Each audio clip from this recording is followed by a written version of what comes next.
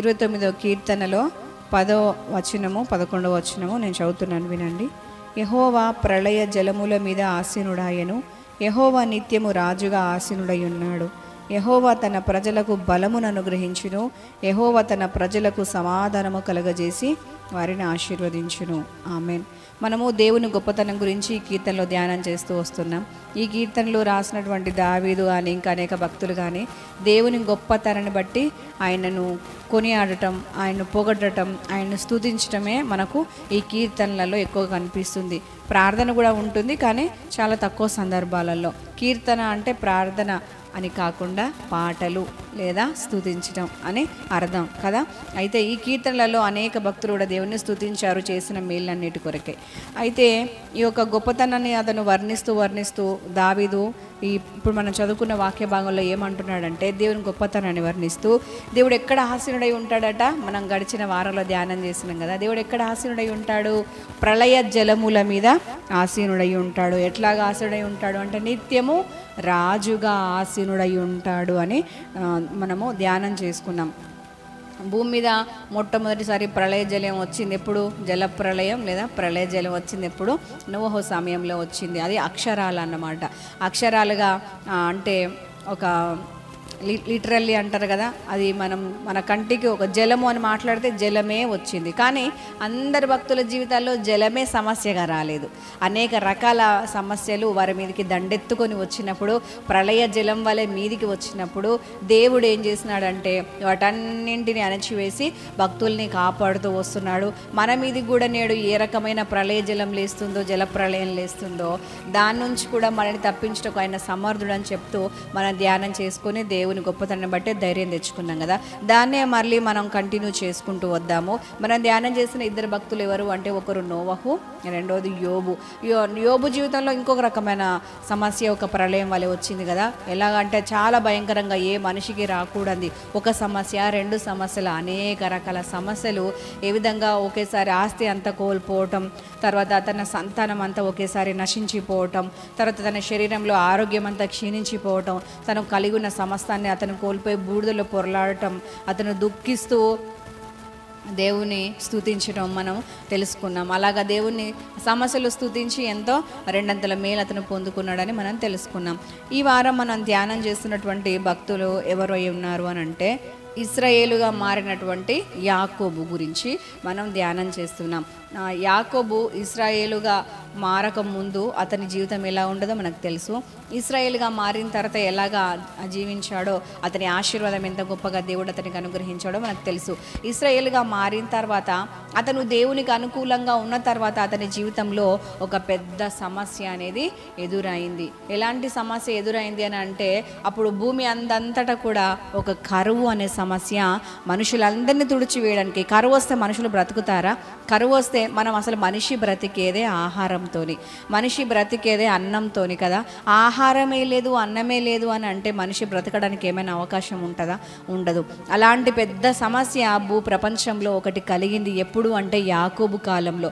యాకోబు కాలం అతను ఇశ్రాయేల్గా మారిన తర్వాత ఇక పెద్ద సమస్య వచ్చిందన్నమాట.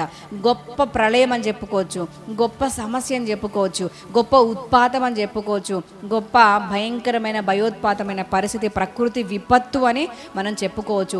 అది ఎందుకు వచ్చిందంటే, దేవుని ప్రజలనే కాదు భూమి మీద ఉన్న ప్రజలందరినీ తుడిచివేయడానికి ఎంతో భయంకరంగా అది ఆ యొక్క కరువు అనేది వచ్చిన తర్వాత దేవుడు ఏం చేశాడంటే, యాకోబును అతని కుటుంబాన్ని దేవుడు నశించిపోనివ్వకుండా ఏం చేశాడంటే, ముందే దేవుడికి అన్ని ముందే తెలుసు కదా. మనం కొన్ని సందర్భాల్లో మన పరిస్థితులు మనకు అర్థం కాకుండా ఉన్నప్పుడు మనం బాధపడుతూ ఉంటాం కదా. నేను కూడా ఎన్నో మార్లు బాధపడిన సందర్భాలు ఉన్నాయి. ఎందుకంటే మనం మనుషులమని మనము గుర్తు చేసుకోవడానికి ఈ బాధలు మనకు కలుగుతూ ఉంటాయి. దేవుని గొప్పతనం జ్ఞాపకం చేసుకోవడానికి, కేవలం నేను మనిషిని అని జ్ఞాపకం చేసుకోవడానికి ఈ శ్రమలు మనకు కలుగుతూ ఉంటాయి. అలాగా శ్రమలు కలిగినప్పుడు మనం ఏం ఆలోచన చేస్తామంటే, అమ్మో ఈ శ్రమ నాకు ఇలాగ సంభవించింది, ఇలాగ నాకు ఎదురొచ్చింది, నాకు ఇలాగ ఏర్పడింది, అమ్మో దీని అంతము ఎలా ఉండబోతుందో నాకు తెలియదు, ఈ అంతం అనేది నాకు తెలియదు, నేను నేను ఈ శ్రమ ముగిసే వరకు బ్రతికి ఉంటానో చనిపోతానో నాకు గ్యారంటీ లేదు అని ఎన్నో మార్లు మనం భయపడుతూ ఉంటాం కదా, శ్రమలు సమస్యలు ఎదురైనప్పుడు. అలా భయపడిన వారు జీవితంలో ఒక్కసారి కూడా అలాగా శ్రమను బట్టి కృంగిపోని వారు ఎవరైనా ఉన్నారంటే ఎవరు లేరు భూమి మీద కదా. ప్రతి ఒక్క భక్తులే కానీ భక్తిహీనులే కానీ శ్రమ వచ్చినప్పుడు అది మనకు అర్థం కాకుండా చాలా భయంకరంగా ఉన్నప్పుడు ప్రతి ఒక్కరు భయపడతారు.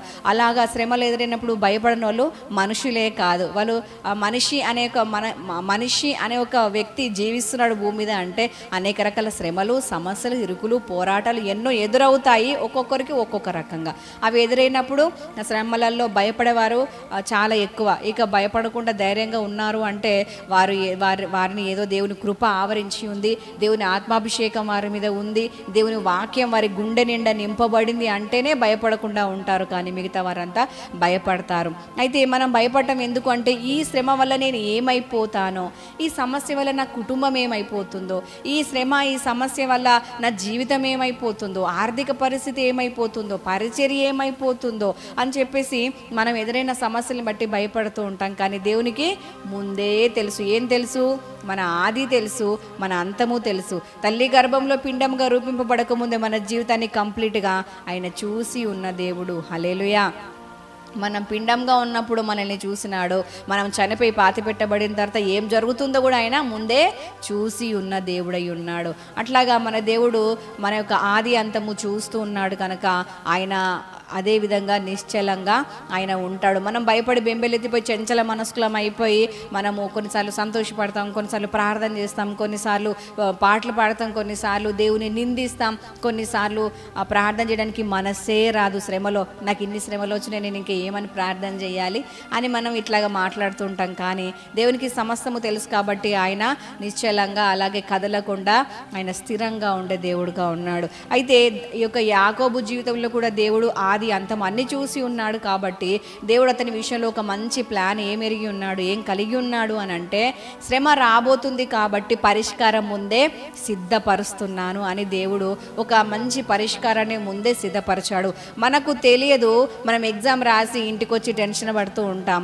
మనము ఒక ప్రాజెక్టు మొదలుపెట్టి దీని అంతం ఏమవుతుందో అని మనం భయపడుతూ ఉంటాం. కానీ దేవునికి సమస్తము తెలుసు.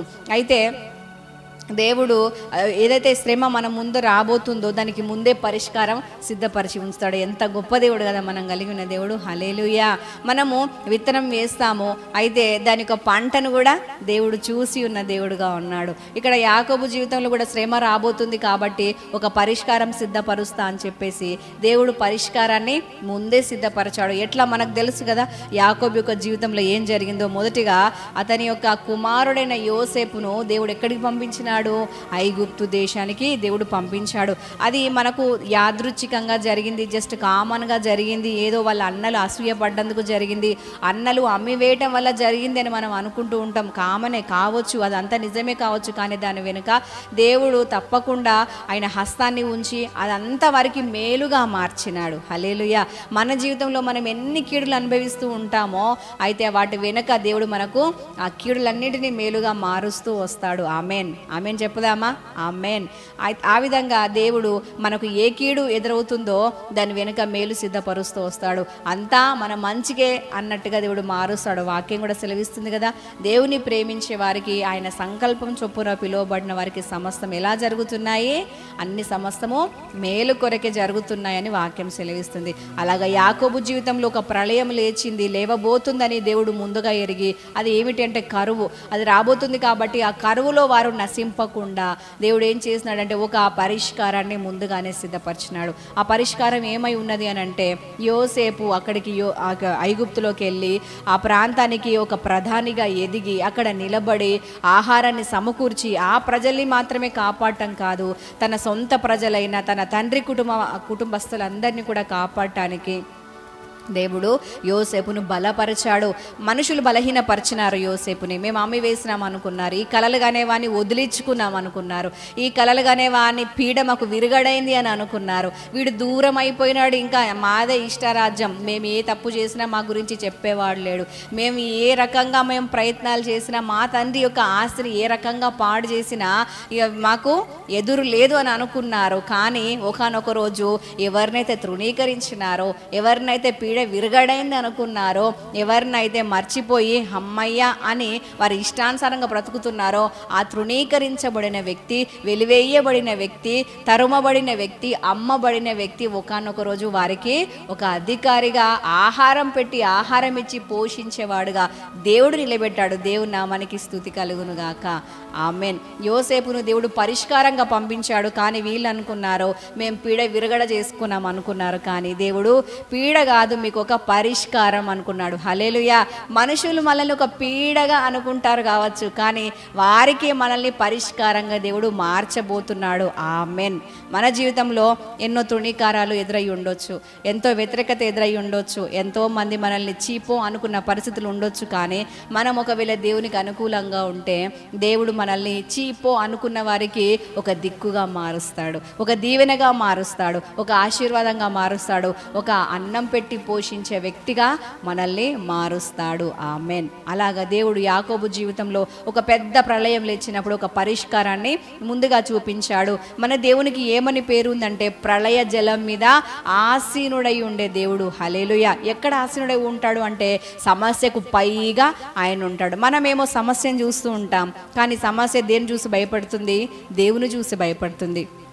ఈరోజు మన జీవితంలో ఏమేమి సమస్యలు ఉన్నావో అవన్నీ మన దేవుని శక్తిని బట్టి భయపడి మనల్ని వదిలిపెట్టి పారిపోవునుగాక. మన పరిష్కారాలు మనకు దొరుకునుగాక. ప్రతి పరిష్కారము చేత మనము సంతోషించుదుముగాక.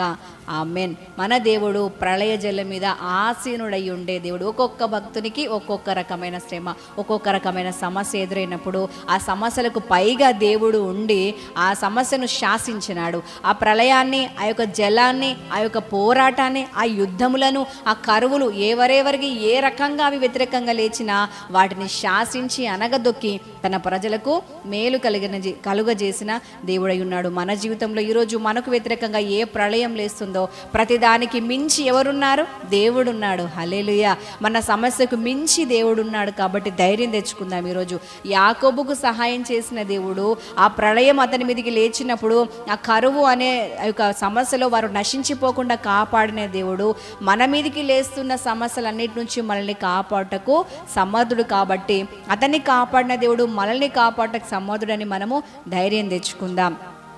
అయితే ప్రపంచమంతా కరువు వచ్చింది, కానీ తన ప్రజలు మాత్రం పోషించబడ్డారు. హల్లెలూయా. దేవుని ఆలోచనే వేరే, దేవుని ఆలోచన విధానమే అద్భుతమైంది. అసలు తన పిల్లల్ని ఎలా కాపాడుకుంటాడు, ఎలా పోషిస్తాడు అని అంటే ప్రపంచం అంతా ఎంత ప్రతికూల పరిస్థితులైనా ఉండని, కానీ తన పిల్లలు మాత్రం క్షేమంగా ఉండాలి, అలా కాపాడుతూ వస్తాడు. నిజంగా కొన్నిసార్లు సృష్టిలో మనం చూస్తున్నప్పుడు చుట్టూ ఎన్నో భయంకరమైన పరిస్థితులు, ఎగ్జాంపుల్ చూస్తే ఒక కోడి ఉన్నది అనుకోండి, దానికి కొన్ని పిల్లలు కలిగి ఉన్నది అనుకోండి, చుట్టూ అనేక రకాల ఆ పిల్లల్ని తన్నుకొని పోయే గద్దె కావచ్చు, కాకే కావచ్చు, రకరకాల పక్షులే కావచ్చు వెంబడి తిరుగుతున్నప్పుడు ఆ కోడి ఏం చేస్తుంది? చాలా కోపంతో, రోషముతో అది రెక్కలన్నీ విప్పి తన పిల్లల్ని దగ్గర దాచుకుంటుంది. ఆ పక్షులన్నిటిపైన ఒక కన్నేసి వాటిని రానివ్వకుండా కోపంగా చూస్తుంది. మన దేవుడు కూడా ఎన్ని రకాలుగా మన చుట్టూ ఎన్ని సమస్యలు లేచినా ఆ సమస్యలను అణచివేస్తూ కోపంగా వాటిపైన చూస్తూ మనల్ని దాచుకునే దేవుడు, కాపాడే దేవుడు, సంరక్షించే దేవుడు, పోషించే దేవుడై ఉన్నాడు. అలాగే ఆ యొక్క యాకోబు కుటుంబాన్ని దేవుడు కాపాడినాడు. ఈరోజు మనకు కూడా దేవుడు చేస్తున్న వాగ్దానం ఏమిటంటే మీకు కరువు రానివ్వక ధాన్యమునకు ఆజ్ఞ ఇచ్చి మిమ్మల్ని సమృద్ధిగా పోషిస్తానని వాగ్దానం చేస్తున్నాడు. హల్లెలూయా. ఈ వాగ్దానము మనము, మన కుటుంబాలు, మన భవిష్యత్ తరాలన్నీ స్వతంత్రించుకుందుముగాక. ఆమెన్. ఇది మాత్రమేనా? ప్రపంచం అంతటికి ఎదురైనటువంటి సమస్య రీసెంట్గా మనం కూడా ఒకటి ఎదుర్కొన్నాం కదా, మన తరంలో మనం ఒకటి ఎదుర్కొన్నాం కదా. ఏమిటి? కోవిడ్ వచ్చిందా? అది మన ఇండియాకి మాత్రమే వచ్చిందా? మన ప్రాంతానికి మాత్రమే వచ్చిందా? ఎక్కడికి? ప్రపంచం అంతా గడగడ వణికిపోయినారు. కళ్ళకు కనిపించని చిన్న సూక్ష్మజీవి ప్రపంచాన్ని వణికించిన పరిస్థితి, ప్రపంచాన్ని తుడిచిపెట్టేసిన పరిస్థితి. అంత తొందరగా అది సమసిపోతుందని ఎవ్వరు ఊహించలేదు కదా. కానీ దేవుడు అద్భుతంగా దాని నుంచి తన ప్రజలందరినీ తప్పించుకున్నాడు. అంత మాత్రమే కాదు, ప్రపంచ ప్రజలందరినీ కాపాడినాడు దాని నుండి. ఇంకా ఆ కోవిడ్ టైంలో తన పిల్లల్ని ఎట్లా పోషించినాడు? నిజంగా నన్ను నా కుటుంబాన్ని అయితే దేవుడు చాలా అద్భుతంగా పోషించినాడు. అంతవరకు లేని ధాన్యము, అంతవరకు లేని ఆర్థిక సహాయము ఇక కోవిడ్ ఎంటర్ కాబోతుంది అనే టైంలో దేవుడు మాకు అనుగ్రహించి ఎంత అద్భుతంగా పోషించినాడంటే అది అసలు మాటల్లో వర్ణించలేం. చాలా ఆశ్చర్యం అనిపించింది. ఏమి దేవుడు తన పిల్లల విషయంలో ఎలాంటి ప్లాన్స్ కలిగి ఉంటాడు. నిజంగా మనము ఈ కోవిడ్ ఎప్పుడు వెళ్ళిపోతుందో, దీని అంతం ఎప్పుడో మనం చూసినామా? చూడలేదు, ఊహించలేదు, ఆలోచించలేదు, భయపడుతూ ఉన్నాము. కానీ దేవుడు దాని ఆది చూసినాడు, అంతం చూసినాడు. ఆ అంతం వరకు మనం ఎట్లా పోషించబడాలని ఆలోచన చేసినాడు. పరిష్కారం మొదటిగానే చూపించాడు. ఆయన పేరేమై ఉంది? ఈరోజు మనం ధ్యానం చేస్తుంది ఏమిటి? ప్రళయ జలం మీద ఆసీనుడై ఉన్నాడు. సమస్య వచ్చిందా? దానికి మీద ఆయన ఉన్నాడు. కోవిడ్ వచ్చిందా? దానికి మీద ఆయన ఉన్నాడు. ఆయన పాదం వేసి తొక్కితే అన్ని సమస్య పోవాల్సిందే. హల్లెలూయా! ఎంత గొప్ప దేవుని మనం కలిగి ఉన్నాం కదా. ఆయన ప్రళయ జలాల మీద ఎట్లా ఆసీనుడై ఉన్నాడంటే నిత్యము రాజుగా ఆసీనుడయ్యాడు. ఏ ప్రళయం ఏ రకంగా లేవని దానికి దేవుడు రాజు, దానికి దేవుడు అధికారి. ఒక రోగమా, ఒక ఆర్థిక ఇబ్బందా, ఒక సమస్య, ఒక పోరాటమా, ఒక యుద్ధమా, ఒక అసమాధానమా, లేకపోతే ఈ కోవిడ్ ఇలాంటివి ఏమైనా తలెత్తుతున్నాయా? కానీ వాటన్నిటికీ పైన ఆయన రాజు, అన్నిటికీ ఆయన అధికారి. కోవిడ్కు కూడా దేవుడు అధికారి అయి వెళ్ళిపో అని అనగానే అంత కంప్లీట్గా వెళ్ళిపోయింది. దేవుని కృప ద్వారానే ఈ ప్రపంచం కాపాడబడింది తప్ప మరొకటి కాదు, మరొకరు కానే కాదు. అలాగా దేవుడు దాన్ని వెళ్ళగొట్టి, సమస్త కీడులను వెళ్ళగొట్టి, సమస్త శ్రమలను సమస్యలను వెళ్ళగొట్టి తన ప్రజలకు ఏమి ఇస్తాడట? బలం ఇస్తాడు. ఇంకొకటి సమాధానం కూడా ఆయన అనుగ్రహించే దేవుడుగా ఉన్నాడు. ఈరోజు మన జీవితంలో కూడా ఏమేమి లేస్తున్నావో వాటన్నిటికైనా రాజు అని జ్ఞాపకం చేసుకొని దేవుని స్తుతిద్దాం. వాటన్నిటిపైన విజయం యేసు నామంలో మనదే. ఆమెన్. అలాగా దేవుడు తన ప్రజల మీదకి వచ్చిన ప్రళయాలన్నింటినీ అణచివేస్తూ బలాన్ని, సమాధానాన్ని అనుగ్రహిస్తున్నాడు. దావీదు విషయంలో కూడా చాలా ప్రళయాలు వచ్చినాయి. దావీదును లేకుండా చేయాలని, దావీదును చంపాలని తన ఇంటి నుంచి ప్రారంభమైనాయి. ఇక అన్ని రకాలుగా అన్ని కోణాల్లో అతను ఇల్లు విడిచిపెట్టి పారిపోయే పరిస్థితి. ఎంత భయంకరంగా ఒక్కసారి ఆలోచన చేయండి. ఇల్లు వాకిలి అన్నీ విడిచిపెట్టి, కుటుంబాన్ని విడిచిపెట్టి, పరిస్థితులన్నీ విడిచిపెట్టి పారిపోవాలంటే ఎంత భయంకరంగా ఉంటుంది కదా. ఎంత వేదన, ఎంత టెన్షన్, ఎంత కలవరం ఉంటుంది కదా. అలాంటి భయంకరమైన పరిస్థితి దావీదుకి ఎదురైంది. అందరూ తరిమే వాళ్ళే, అందరూ అపార్థం చేసుకునే వాళ్ళే, అందరూ ద్వేషించే వాళ్ళే. ఒకప్పుడు చాలా మంచి స్థాయిలో ఉన్నాడు. ఎందుకు అని అంటే అతను ఒక గొల్యాతు అనే శత్రువుని ఎదిరించిన తర్వాత దావీదు చాలా గొప్పవాడు, దావీదుకు జై జై జై అంటూ అందరు తిరిగినారు. కానీ ఒకనొక సందర్భం వచ్చి ఆ దేశంలోని రాజు సౌలు రాజు తరుముతున్నప్పుడు అందరూ అతనికి సహకరిస్తూ దావీదుకు వ్యతిరేకమైపోయి, అయినవాడు కానివాడు అందరూ వ్యతిరేకమైపోయి దావీదును తరుముతూ అతనికి సహాయం చేస్తున్నప్పుడు కొండల్లో, గుహల్లో, గుట్టల్లో అతను అలాంటి పరిస్థితిలో పారిపోతున్నాడు. ఎంత భయంకరమైన పరిస్థితి కదా. అదొక ప్రళయం అనే చెప్పుకోవచ్చు. అతని ముంచి వేసే ప్రళయం అది. అతను దొరికితే ఒక పక్షిని కాల్చేసినట్టు కాల్చేయడానికి, అతను దొరికితే ఒక జంతువును చంపినట్టు చంపడానికి అతని మీద శత్రువుగా రాజు లేచినాడు. అతను సామాన్యుడైన ఒక సైనికుడుగా, ఒక చిన్నపాటి అధికారిగా, ఒక సామాన్య మనిషిగా అతను ఉన్నాడు. ఒక రాజు, ఒక రాజ్యానికే రాజు అతని మీద వ్యతిరేకంగా లేచినాడు. తర్వాత కుటుంబంలో అతని కుమారుడు ఒక సందర్భము లేచినాడు. ఇలాగా అనేక సందర్భాలు అనేక మంది అతని మీదకి లేస్తున్నప్పుడు, అనేక ప్రళయాలు దావీదు మీదకి లేచినప్పుడు అప్పుడు అతనికి ఎవరు తోడుగా ఉన్నారు? దేవుడు తోడుగా ఉన్నాడు. దేవుడు తోడుగా ఉన్నాడు కాబట్టి ఆయన ఏమై ఉన్నాడు? ప్రళయ జలముల మీద ఆసీనుడైన దేవుడు. అంతే మాత్రమే కాదు, రాజుగా ఉన్నాడు. వాటన్నిటినీ అణచివేసేవాడుగా ఉన్నాడు. కాబట్టి దావీదు విషయంలో దేవుడు అలాగే ఆ ప్రళయాలన్నింటినీ అణచివేసి ఆ యొక్క శత్రువును కూడా పెరికివేసినాడు. శత్రువు ఎక్కడి నుంచి పెరికివేయబడ్డాడు అంటే మూలం నుంచి వేలతో సహా పెరికివేయబడి దావీదు నాటబడ్డాడు. హల్లెలూయా. మన జీవితంలో ఏవేవి మూలాలు పేరుకుపోయి పాతుకుపోయి మనల్ని బాధిస్తున్నవో శత్రువులై, ఆ సమస్యలు, పోరాటాలు, ఆ శ్రమలు, ఇరుకులు, ఇబ్బందులు, కన్నీరు, రోగముతో సహా ప్రతిదీ యేసు నామములో పెరికివేయబడును గాక, పెకిలించబడును గాక. మనము యేసు నామంలో స్థిరముగా నాటబడుదుము గాక. ఆమేన్. అలాగా దేవుడు శత్రు నోటికి దావీదును ఆహారంగా అప్పగించలేదు. కానీ దావీదుకి ఏం చేసినాడు? శత్రు ఎదుటనే మరలా తిరిగి భోజనం పెట్టినాడు. దావీదు అంతకంతకు వర్ధిల్లినాడు.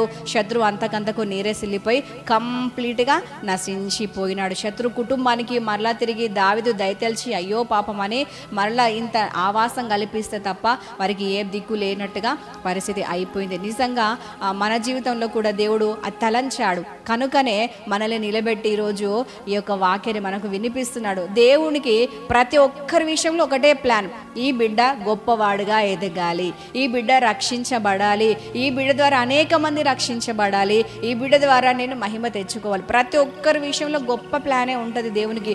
దేవుడు ఒకరిని తక్కువగా ప్రేమించి ఒకరిని ఎక్కువగా ప్రేమించే దేవుడు కాదు కదా. మన దేవునికి పక్షపాతం ఉందా? వాక్యం ఏం సెలవిస్తుంది? దేవుడు పక్షపాతము లేనివాడు అని వాక్యం సెలవిస్తుంది. అలాగా దేవుడు అందరి విషయంలో ఒకే విధంగా ప్రేమను కనపరుస్తూ తన ప్రజలకు ఆయన సహాయం చేస్తూ వస్తున్నాడు. ఈరోజు మనకు చేస్తున్నటువంటి వాగ్దానం ఏమిటి అంటే, శత్రువు నోటికి, శత్రువు పండ్లకు నిన్ను ఆహారముగా అప్పగించను, శత్రువు చేతికి, శత్రువు నోటికి, శత్రువు పండ్లకు నిన్ను వేటగా అప్పగింపను అని వాగ్దానం చేస్తున్నాడు. యేసు నామములో ఈ వాగ్దానము మనము, మన సంతతి, మన భవిష్యత్ తరాలు అందరము స్వతంత్రించుకుందుముగాక. ఆమేన్. ఇలాగా దేవుడు ఏ ప్రళయం తన భక్తుల మీద లేచినా దాన్ని సహించలేదు, దాన్ని పోనీలే అని వదిలేయలేదు, చూసి చూడనట్టు ఉండలేదు. మన పిల్లలకు బాలేకపోతే చూసి చూడనట్టు మనం ఉంటామా? అసలే ఉండం కదా.